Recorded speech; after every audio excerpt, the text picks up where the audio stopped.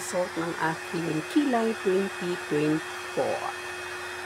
Diba? Smile, smile lang palagi. Enjoy lang ang pagka-grandma natin, guys. Diba? Huwag yung laging serious, huwag yung laging nagagalit. Kailangan ay laging nakangiti. Be happy lang talaga.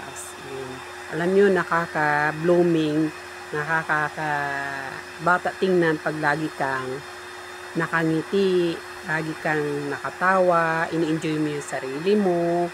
Be enjoy lang. Ba't iniisip mo yung mga, Diyos ko, mai-stress ka lang? Yung stress, guys, yung mga problema, guys, ilagay nyo sa loob ng inyong bulsa. Mawala yan. So, may solution, diba?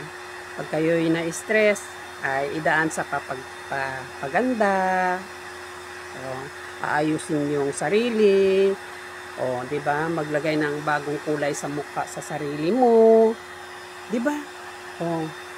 Diba? Enjoy lang ang grandma. Ay, lolang-lola na talaga to, pero kahit lola to, sabi nga nila daw, hindi daw halata eh.